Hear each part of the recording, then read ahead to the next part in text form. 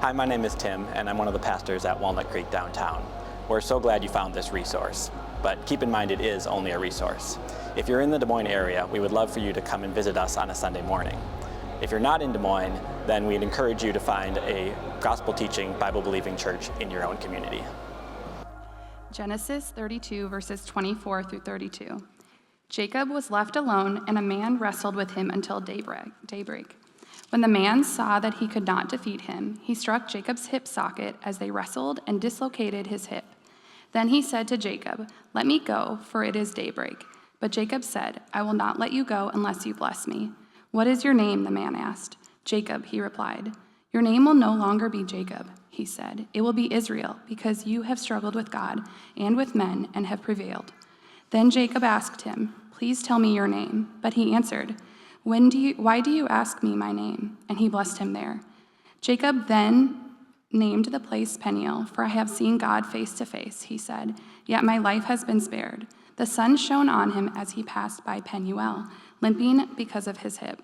That is why still today the Israelites don't eat the thigh muscle that is at the hip socket, because he struck Jacob's hip socket at the thigh muscle. In Genesis chapter 32, Jacob is on his way to face the greatest crisis of his life. There will be no more running for Jacob, no more hiding. Now Jacob must face his past. Now, what is Jacob's crisis? What is he facing? Well, Esau wants to kill him. His brother Esau wants to kill him. And let me give you 3 reasons this is such a big problem for Jacob. First, Jacob has no reason to believe Esau has calmed down. Jacob has no reason to believe Esau has calmed down. When he fled, when he ran out of the promised land, he was running from Esau, and it was only supposed to be a few days. Rebekah, his mother, said to him, Genesis 27:45, "Until your brother's rage turns away from you and he forgets what you've done to him, then I will send for you and bring you back from there." It was only supposed to be a few days, but those few days turned into 20 years, and that message from Rebekah, his mom, never came, meaning Jacob has no reason to believe Esau's anger has diminished at all. Number 2, Esau is powerful. Esau is powerful. How does Jacob know where Esau is? Well, he knows where he is because Esau is powerful. He's famous.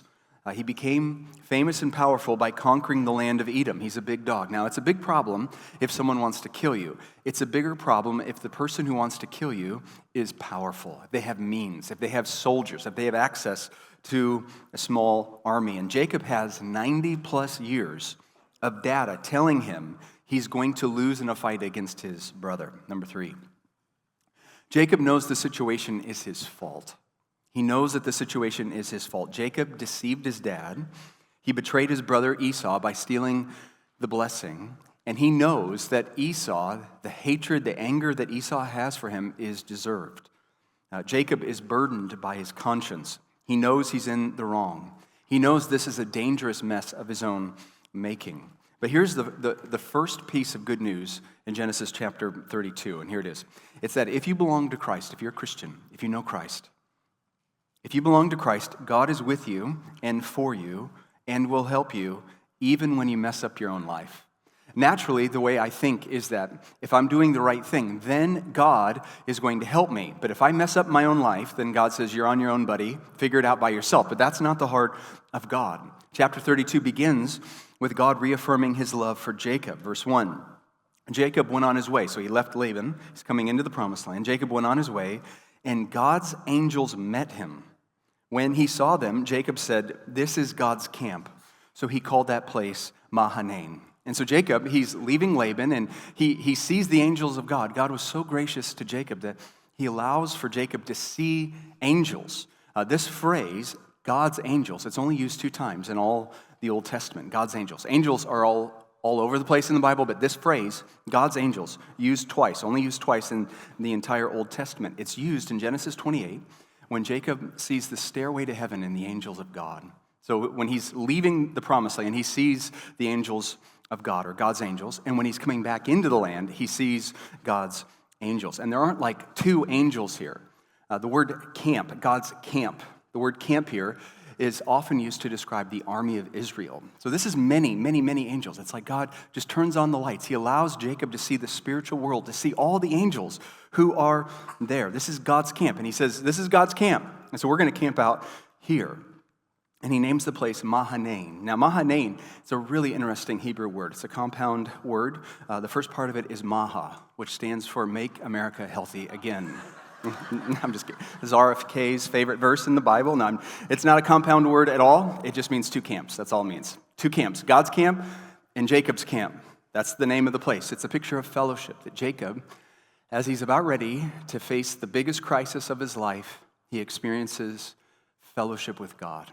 So good, even though the mess that he's stepping into is a mess that he made. You know, it's such good news that God is with us, that he's for us, that even when we sin, even when we break relationships, God, he is an ever-present help in the time of need. He's going to help us. He is going to help us, which leads to Jacob's strategy. Jacob comes up with a strategy to face the crisis, and his strategy is to humble himself. Jacob humbles himself. So I'm going to give you a test. Here's the test. What should you do if life is easy? What should you do? Humble yourself. That's what you should do. What should you do if you have success, if the ball is bouncing your way? You should humble yourself. What should you do when the Bears beat the Packers in the playoffs? You should gloat for a little bit. And then humble yourself. Humble yourself right after that. What should you do when life feels boring? You should humble yourself. What should you do when you feel like the trial you're facing is unbearable? Like it's a crisis you can't handle. What do? You should humble yourself. It's always a good time to humble yourself. And see, Jacob's strategy is that he's going to humble himself. And his humility is going to play out in several different ways. First, Jacob seeks to reconcile with Esau. Jacob is going to go out of his way to reconcile with his offended brother. Here's a picture of the map. I think this is one situation where the map, the geography is really helpful. Up at the top of the screen, you see Haran. This is where Jacob had spent 20 years, and God is calling him back into the land. He's going to end up at Shechem. That's it's in the middle of the picture, roughly. But Esau is in Seir, in Edom, which is way south. And so Jacob, in chapter 32, he sets his heart, I'm going to Edom. I'm going to go to Seir to reconcile with my brother. He doesn't have to go that far. But he goes that far because he wants to reconcile with his brother. And there are a lot of reasons he does this, but one of them is that he doesn't want to be looking over his shoulder. That's a terrible feeling. He's coming into the land, and he knows that Esau is going to find out about it. And so he doesn't want to be living in the land looking over his shoulder. Is my brother going to come after me? He doesn't want that. Terrible feeling. But I think the deeper reason is that Jacob wants to walk with God. He wants to walk with God. And the more you love and worship God, the more you want to be reconciled to other people. You don't want to have broken, fragmented relationships. Paul says, as far as it depends on you, be at peace with everyone. That Christians are to be peacemakers, that we pursue peace with everyone as far as it depends on us. Or consider what Jesus says in Matthew chapter 5, verse 24. Therefore, if you are presenting your offering at the altar, if you're worshiping God, and see, Jacob is coming back into the land that he might worship God. He's walking in obedience to God. He's coming into the land to worship God. And Jesus says, if you are presenting your offering at the altar, and there you remember your brother has something against you, leave your offering there before the altar and go. First be reconciled to your brother, and then come back and present your offering. Jesus' words are playing out in Jacob's life. Jacob wants to worship God. He wants to worship God, but he knows, I need to be reconciled to my brother. Number two, the second way Jacob's humility plays out is that Jacob voluntarily puts himself beneath Esau. Now, I'm going to say this again, and I really want you to think about it. I just think about the story, and then think about this reality, that Jacob voluntarily puts himself beneath Esau. This is stunning. It is absolutely stunning because Jacob destroyed his relationship with Esau. He destroyed his relationship with his family. He ran away for his life. He had to run for his life. He lived on the run for 20 years with a guilty conscience because he wanted to be first. He wanted to be first. He wanted to be on top. He wanted to be in charge. He went after the blessing of his father Isaac. In Genesis 27:29, Isaac thinks he's blessing Esau, but he's actually blessing Jacob. And this is part of the blessing that Jacob wanted, so much that he was willing to lie and betray and deceive even his own family. Verse 29, may peoples serve you, and nations bow down to you. Be master of your brothers. See, that's what he wanted. He wanted to be on top. He wanted to be the leader. He wanted to be first. But now, in chapter 32, he doesn't care about that. I'm not saying God's blessing doesn't matter. That's not what I'm saying. What I'm saying is that honor and blessing from human beings, seeking that, scheming, deceiving, cheating, putting yourself first, demanding your way to get the blessing of other people is a fool's errand. At this point, Jacob says, no, doesn't matter. Look what he has his messengers communicate to Esau. Verse 4, he commanded them, his messengers, you are to say to my lord Esau, my lord, my big brother, the one I've been struggling with all these years, my big brother, my lord Esau. This is what your servant Jacob says. And this is the message that gets repeated many times throughout the whole chapter. My lord Esau, your servant Jacob. I have been staying with Laban and have been delayed until now for 20 years. He is voluntarily bringing himself low. Now, you may think to yourself, well, what else could Jacob have done? He's in a tough place, so he's just sucking up. That's all that's going on here. He's just sucking up. He's just trying to get away from Esau. He doesn't want to die. That's all that's happening. But just think about this for a moment. When was the last time you hung out with the army of heaven? Have you done that? Remember, that's where Jacob just was. He was with the angels of heaven. When was the last time God spoke directly to you? Has that happened recently? Jacob has he just had this experience with God where God directly speaks to him. And see, the message from Jacob could have been, this would be entirely true. Jacob could have said to his messengers, tell Esau that before the foundations of the world, God determined that the older you would serve the younger me. Just remember that. And that God says, Jacob I have loved, but Esau I have hated. You're Esau, buddy. And remember, God has promised to give me the land. So bow to your sensei. Kiss the ring. I'm in charge. And that would all be true. But that's not what Jacob does. He brings himself low. And I was thinking all week long about how many relationships, how many families, how many friendships are blown up because someone wants to be first. Someone wants to be in charge. It's my way. Give me honor. No one disrespects me like that. I mean, so many relationships are destroyed. I mean, Jacob's whole family blew up because he wanted to be first, but now he's like, no, he's just bringing himself low. Matthew 19:30, Jesus says, but many who are first will be last, and the last first. It's taken Jacob 97 years to put this truth into practice. See, Christians are peacemakers, yes and amen. And Christians are people who humble ourselves before God, and the way that plays out is that we bring ourselves low before one another. We humble ourselves before one another. Verse 5, part of the message, this is the continuation of the message.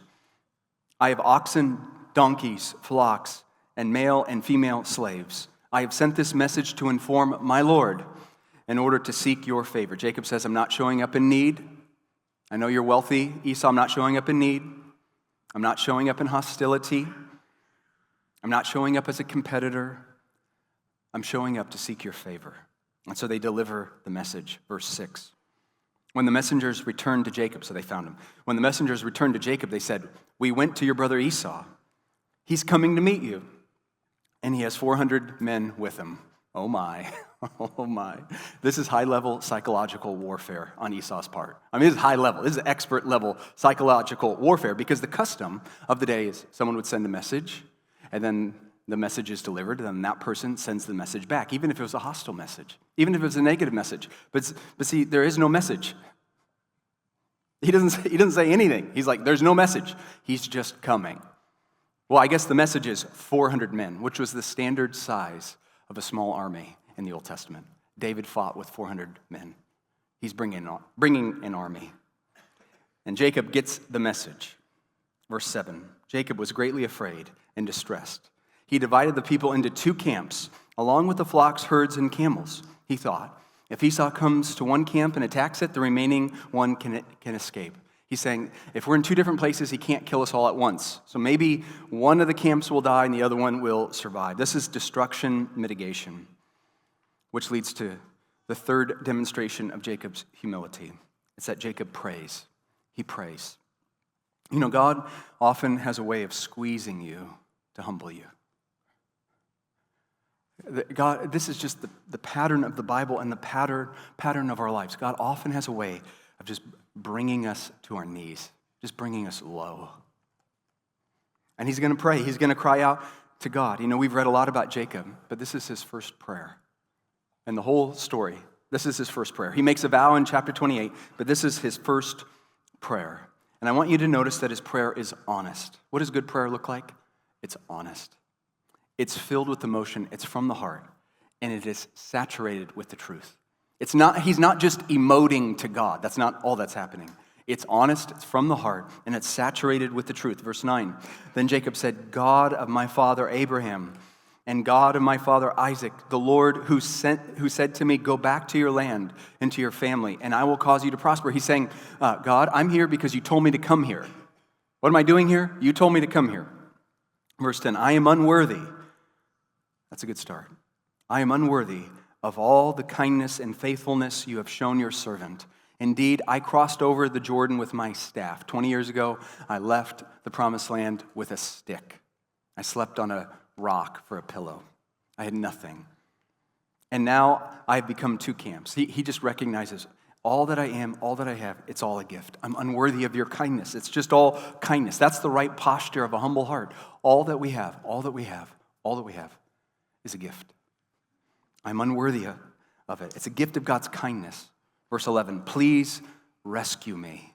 Now, if you have your Bible open, which I hope you do, if you're looking at verse 11, you should circle the word rescue. Rescue. Please rescue me from my brother Esau, for I am afraid of him.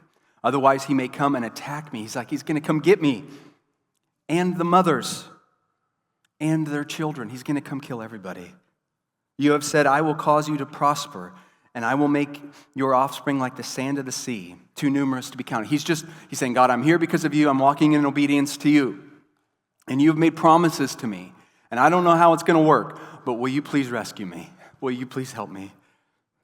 He is utterly terrified. This is the first time he prays. Now, I wish the way prayer worked is that you would pray. You'd cry out to God in the middle of a crisis, and then as soon as you say amen, you look at the crisis and it's gone. But it doesn't work that way. Virtually never does it work that way. It's like what's happening with Jacob is he cries out to God, he pours out his heart, I'm sure he feels a little bit of relief, and then he says amen, and then the crisis is still in his face. It's still right there. He hops right back into the crisis. Verse 13, he spent the night there, and from what he had with him, he selected a gift from his brother Esau. He says, I'm going to give Esau a gift just to show him, I'm not after you. I love you. I'm sorry for what I've done. Verse 14, 200 female goats, 20 male goats, 200 ewes, 20 rams, 30 milk camels with their young, 40 cows, 10 bulls, 20 female donkeys, and 10 male donkeys. Now, this is at least 550 animals, a very large gift. The estimated value today would be about $650,000. But this gift is a self-multiplying gift. 20 female goats and 20 male goats. They're going to have a lot more goats. It's designed to multiply. It's an incredible gift, a gift for the king. But this gift is not going to be given all at one time. It's going to come in waves, 3 waves. And so Jacob is thinking, I'm going to send the first wave, a very generous gift, and he's going to get the message. His messengers are to say, this gift is for you, my lord, Esau, from your servant Jacob. And so he sends them in waves. Now, why does he send the gift in waves? A couple reasons. First is to slow Esau down. Slow him down. It's a practical gift. You can envision Esau with 400 men coming, and then all of a sudden here comes this gift. Here are 200 goats. Now they're yours. Take care of the goats.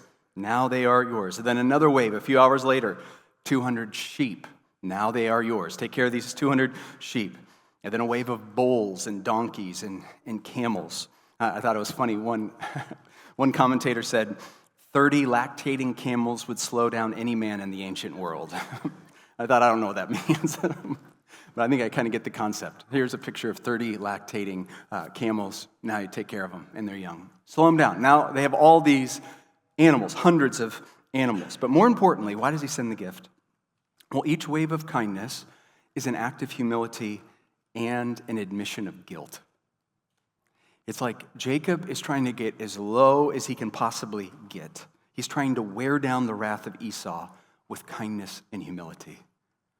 If you're going to kill me, and you're going to kill us, you're going to have to look us right in the face of people lying on the ground giving you an extravagant gift. He's just trying to wear out Esau's wrath. And verse 20 helps us understand what Jacob is thinking. Robert Alter, he has a translation of the Old Testament. He's an Old Testament scholar, and this is how he translates it. Sometimes the translation is hard to read, but this is what verse 20 says. It gets to the essence of what's going on. Verse 20. And you shall also say, look, your servant Jacob is behind us, for he said, I will pacify his face with the present that goes before my face, and afterward I shall see his face.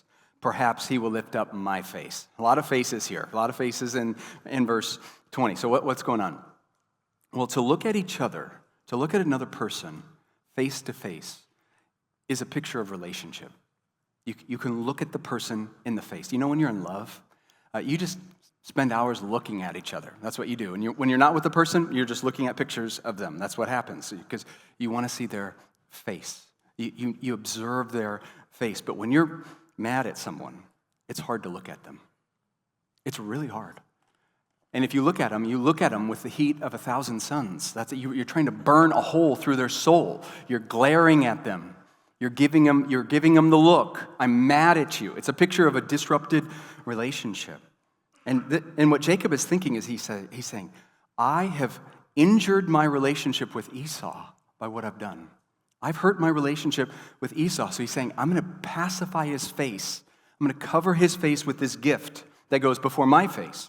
And after he receives the gift, then I can see his face. Meaning, I'm doing all that I can do so I can look him in the eye. You know, some people, they have people they can't look in the eye. You just can't even look at them. You're so mad at them. And Jacob is saying, listen, I screwed up this relationship. I'm doing all that I can do so I can look him in the face. And he's saying, I'm getting as low as I can get. And then he says, and perhaps he will lift up my face, meaning forgive me. So head down, our relationship is broken. Jacob says, I want to be able to look at him, and he needs to lift up my face. He needs to forgive me. See, Jacob is so concerned about Esau's face. Genesis 31, verse 2, Jacob was so concerned about Laban's face. And Jacob saw from Laban's face trouble. His relationship's broken here. This is not working. I got to go. But there's another face he has to deal with. There's a face that Jacob has been running from for 20 years. There's a face that terrifies his soul. It is the big, red, hairy face of Esau. He says, I don't want to see this guy the way things are. I'm going to bring myself low. I'm going to bring myself low. And so he's doing all that he can to repair the relationship. Now in verse 21, he executes the plan, and he sends the gift over the river. He sends his family over the river. He sends his possessions over the river, and now Jacob is all alone in verse 25. So now he's all alone. Remember, he left the promised land with nothing. Nothing. He had nothing. Now he's coming back into the land, and he has nothing. He's all alone. His possessions, his family, his flocks, his servants away from him, which leads to Jacob's wrestling match. That Jacob is going to wrestle with God. He's going to wrestle with God. In verse 24, Jacob was left alone. And a man wrestled him until daybreak. Now, this is a strange twist in the story. A man wrestles him for 5 minutes? No, until daybreak. Until daybreak. Now, as I've been studying this week, this is the way it has gone. It often goes this way. I read the chapter and I say, I have no idea what's going on here. Like, what's happening? This guy, he shows up, he wrestles him, and then I'm like, I read it again. Okay, I got it. And then I read it again, and I'm like, I have no idea what's going on here. And then I read it again. I'm like, okay, I think I got it. Then I read it again, and I go, I don't know what's going on here. So right now, the good news for you is I think I got it, okay? I think I'm in a place, I think I understand what it means. But a lot is happening. So 4 questions. We're going to go through 4 questions quickly to understand what this means. Number 1, who is wrestling with Jacob? Verse 24, Jacob was left alone, and a man wrestled with him until daybreak. Who's wrestling with Jacob? God. Jacob is wrestling God in human form. This is almost certainly a pre-incarnate appearance of Christ. Now, Jacob doesn't understand this at the beginning, but eventually he's going to say, wait a second, I was wrestling with God. The verse says, you have wrestled with God and with men and prevailed. This is God. And the emphasis in verse 24 is on God wrestling Jacob. This is not a fight that Jacob is looking for. He's not looking for a wrestling match. This is God who says, I'm going to go after Jacob, and he wrestles him. God is the aggressor. Question 2, why does God dislocate Jacob's hip? Why does he do this? So they wrestle for hours, and then God says, boop, your hip's gone, out of place. Why does he do this? Well, we're going to get to the answer, but my hope for the rest of your life, I really mean this, my hope for the rest of your life is that when you read Genesis chapter 32, when you get to the story of Jacob wrestling with God, you just marvel at God's love for you. You just say, what a God we serve. What marvelous love is this? That the creator of heaven and earth would appear as a man and wrestle Jacob. Now, why do I say that this is the marvelous love of God? Well, there's a 0% chance that Jacob was looking for a wrestling match. He's not looking for a wrestling match. This is almost certainly the darkest night of his life. This is the darkest night of his life. If you could interview Jacob and ask Jacob, what do you need from God? I'm sure he had a prayer list. He's thinking about the next day, oh God, could you send some of those angels from the camp to come fight for me tomorrow? Could you please protect my family? Will you soften Esau's heart? Do you know it's not on that list, like for sure? He's not thinking to himself, God, will you appear as a man and wrestle me all night and then dislocate my hip? That's not on his list. But God knows exactly what Jacob needs. And brothers and sisters, God knows what you need. He knows what you need. To take the next step in your walk with the Lord, he knows what you need. And it's almost certainly not something you would ask for. Almost certainly, it's not what we would ask for. It's not what Jacob is asking for, but God knows what he needs, and he's going to give him what he needs.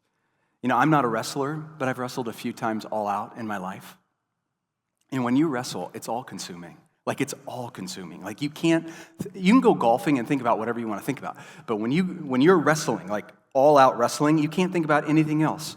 Jacob's not thinking, I wonder what's for breakfast tomorrow, as he's wrestling the man. That's not what's happening. You can't even do that. It's so intense. He's wrestling for his life. God doesn't show up in a singlet saying, you know what, Jacob, 2-minute periods here, freestyle rules, put your headgear on, let's go. That's not what happens. He's wrestling a man, and Jacob is fearing for his life. And so he wrestles for his life for hours. And he can't think about anything else. It's not something that he wanted. Verse 25. When the man saw that he had not prevailed against him, wait a second, isn't this God? And he doesn't prevail against Jacob? Okay, so why does he dislocate his hip? Well, here's the answer. God dislocates Jacob's hip to defeat Jacob. So the wrestling match is going on. Jacob thinks we're pretty evenly matched, going back and forth, back and forth, back and forth, back and forth. And then the sun is coming up, and God touches his hip, just touches his hip. And the socket of Jacob's hip was dislocated. He dislocates his hip. So he dislocates Jacob's hip to defeat him. And he dislocates Jacob's hip to reveal himself to Jacob. I mean, when you look at the story, I was thinking to myself, man, it would be nice if I was Jacob, I would have asked God to reveal himself a different way. But this is the way God reveals himself to Jacob. It's by touching his hip. See, when his hip is touched by the man, he realizes, I'm not wrestling a man. I'm wrestling God. So he reveals himself by touching his hip. See, there's no power struggle, actual power struggle here. God could have flicked Jacob into the Mediterranean Sea if he wanted to, just gone. There's no real power struggle. God is contending with Jacob, wrestling with Jacob. And then when it's time for Jacob to lose, he touches his hip. So God dislocates Jacob's hip to defeat Jacob, and then to reveal himself to Jacob so that Jacob might be transformed by grace. That's what's going on in the chapter. God's goal is not to just hurt him. God's goal is to change him. He wants Jacob to be new. Question 3, how does the dislocated hip transform Jacob? Answer, Jacob can't run or wrestle with a dislocated hip. He cannot run or wrestle with a dislocated hip. Jacob's life from the womb was marked by running and wrestling, just like some of you. Just like some of you. Your whole life marked by running, hiding, wrestling, cheating, deceiving, doing all that you can to get what you want. This is Jacob's whole life. Genesis 25:22. But the children inside her, Jacob and Esau, struggled. It's a violent word here. This is a violent word. They struggled with each other. Verse 26. After this, his brother came out. So Esau is born first. Here comes Esau. He's coming out of the womb. And Jacob, I don't want to visualize this too much, but here comes Jacob, and he reaches out and he grabs Esau's heel. And they say, we know what to name him. His name's Jacob. Jacob. The heel grabber. The one who's struggling, who's fighting, who's wrestling. And see, Jacob and Esau, they wrestled over their dad's favor. They wrestled over the birthright. They wrestled over the blessing. Jacob cheated to get the blessing. And then he ran from Esau. And then he runs into Laban. He goes to Laban and he wrestles with Laban. And then he wrestles with Laban's sons. And then he wrestles with Laban's shepherds. And then he has to run from Laban. And now he must face Esau. And if you can visualize Jacob's face for the entirety of his life, Jacob is looking at his dad. He's looking at Laban. He's looking at Laban's sons. He's looking at Esau. But then God wrestles him. He dislocates his hip and he says, no more running, Jacob. No more. It's over. No more running. No more hiding. No more lying. No more cheating. No more looking at Isaac's face. No more looking at Laban's face. No more looking at Esau's face. You need to deal with me. And so God deals with Jacob and he wrestles him. Now, please notice how God deals with Jacob. Verse 26. Then he said to Jacob, let me go, for it's daybreak. And so when Jacob realizes he's wrestling God, what would you do if you realized you were wrestling God? I don't know. But what he does is he holds on. I've lost. But he's just holding on. And so the man says to Jacob, let me go. Sun's up. It's daybreak. But Jacob said, I will not let you go unless you bless me. He's holding on to God, saying, oh God, will you bless me? Will you bless me? Verse 27. What is your name? The man asked him. Jacob, he replied. Now, verse 27 mirrors chapter 27. Remember what happens in chapter 27? Jacob is seeking the blessing of his father Isaac in chapter 27. And he goes in, but he doesn't go in as Jacob. He goes in dressed up as Esau. He's covered with goat skin, goat hair, and he comes close to his dad. And his dad says, who am I talking to here? Who am I talking to? He says, for the hands are the hands of Esau, but the voice is the voice of Jacob. Who am I talking to? And Jacob says, it's Esau, your firstborn. Man, I cannot get that out of my head. If you want to understand the gospel of grace, you understand that picture right there. What's going on is that Jacob is seeking the blessing. How is he doing it? By lying, by cheating, by pretending to be someone else, and by claiming he has a legitimate right to the blessing. I'm the firstborn. I'm someone else. And that's how so many people approach God, by hiding, by lying, oh God, trying to make themselves worthy of God's blessing. He lies, he hides, he dresses up like someone else. But see, when God is wrestling with him, he dislocates him, he defeats him, and he says, Jacob, who are you? Who are you? And he says, Jacob. Kent Hughes says, In the context of the Bible, to disclose your name could be an act of self-disclosure, a revelation of your character, your deepest identity. So the assailant, meaning God, who appears as a man, the assailant asked the question, "What is your name?" And he said, "Jacob." Here was a confession of guilt. I am fraud. That's what the name means. In English, Jacob is like a good, positive name. It's a great name. If you're a Jacob, good name. Back then, it meant I'm a fraud. I am fraud. I am deceiver. I am supplanter. I am rightly named Jacob, for I cheated my brother twice. See, this is Jacob owning his life. He's saying, no more hiding, no more lying, no more cheating, no more running, no more wrestling. He just says, this is who I am. He comes clean. Now, how does God respond to humility? How does he respond when we confess our sin to him? Well, the springs of grace open up and they begin to flow into our lives.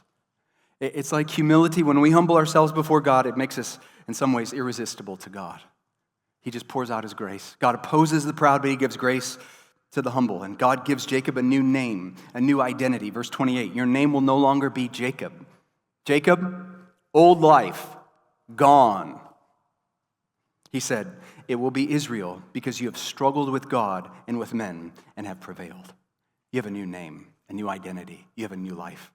And it's not defined by Jacob. See, it's not defined by Jacob himself and what he's done. See, the name Israel is not the name of a king who conquered an army or who accomplished these great feats of strength. That's not what the name Israel means. The name Israel means God fights. And it is so good that God fights. He fights his people. He defeats us. How does Jacob prevail? By winning? No, by losing and holding on. He finally comes clean. He finally humbles himself. Now, how does Jacob feel? Question number 4. How does Jacob feel about this encounter? Jacob is different now. He's actually thrilled. He's stunned. He's amazed. He can't run anymore. How do you run with a dislocated hip? Can't flee. But he's thrilled. He's amazed. Verse 30. Jacob then named the place Peniel. He says, for I have seen God face to face, yet my life has been spared. You know that verse in verse 11 when he prays, oh God, rescue me from Esau, the face of Esau. And what he says here is, I have seen the face of God and I've been spared. I've seen God's face and I've been rescued from his face. Verse 31, the sun shone on him as he passed by. What a picture. The darkest night of his life, and now the sun shone on him. He's a different man. He's different spiritually and physically, limping because of his hip. So he's stunned that he's seen the face of God and lived. And if you want to understand the whole big story of the Bible, you need to understand the face of God. The face of God is our life. The glory of God is our life. It's our good. It's what we've been created for. But because of our sin, we can't see the face of God. In Genesis chapter 3, Adam and Eve, what are they running from? The penim of God, the face of God. They hide themselves from the face of God. Genesis chapter 4, what does Cain run from? The face of God. In Revelation chapter 6, what are human beings terrified of? They're terrified of the face of God. Hide us from the face of the one sitting on the throne and from the wrath of the Lamb. Moses on top of the mountain, he says, show me your glory. And he says, you can't see my glory. I'll let my goodness pass by you. But he says, you cannot see my face, Exodus 33. You cannot see my face, for humans cannot see me and live. You see my face and you die. You're created to see my face, but because of your sin, you cannot see my face. And so Jacob says, I have seen the face of God and I live. He marveled at it. And see, this is what the work of Christ is all about. See, the work of Christ. Jesus came into the world, and the face of God, the angry wrath of God, the face of God at the cross was not turned towards us, the ones who deserved it. He turned his wrath, his face, on his innocent son and crushed his son to forgive our sins and to make us righteous that we might see the face of God. See, Jesus he's the glory of God. You want to see the glory of God? Look at the face of Christ. And so because of the work of Christ, what that means is that our heads have been lifted up, that we might behold God. And when God looks at his people, what is his face like? He smiles. He shines. Because of the work of Christ, that means that we can live in the presence of God. We can see God and live. And as we stare at him, we behold his glory, we are transformed. And this is what Jacob begins to understand for the first time. He begins to understand, oh my goodness, I have seen God and I live. And so brothers and sisters, we're made for the face of God, to see the face of God. We can only see the face of God through the work of Jesus Christ. And if you're not a Christian, you need to come clean before God. You need to humble yourself and stop hiding and cry out for mercy, and God will give you mercy. But brothers and sisters, live before the face of God. That's what Christ has done for us. Let's go ahead and pray. Father, we thank you